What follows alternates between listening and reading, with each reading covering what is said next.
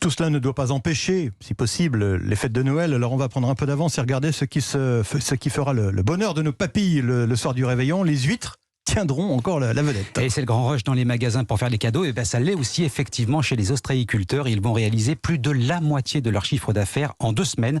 On est à pied d'œuvre dans les bassins pour extraire les huîtres qui seront expédiées entre 48 et 72 heures. Reportage à Cancale, Sandrine Prioul. C'est des quantités, surtout à Noël, où il y a le plus de ventes d'huîtres. Donc ça fait un beau balai, quoi. Un balai incessant d'une dizaine de tracteurs armés de longues remorques qui font la fierté de l'ostréicultrice Catel Gléron. On est un peu en phase de préparation. Là, on commence à remonter les huîtres pour les mettre dans nos bassins, pour que certains collègues commencent l'emballage. Et puis toute la semaine, parce que toutes ces huîtres, là, il va falloir les mettre dans les bourriches une à une.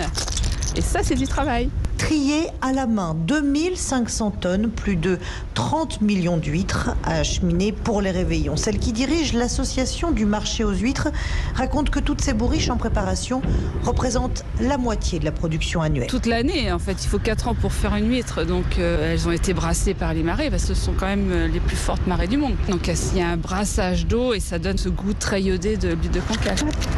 Regardez comme elle est belle, bien pleine d'eau, enfin regardez, hop, plein d'iode. Cancale, Sandrine Prioul, Europe.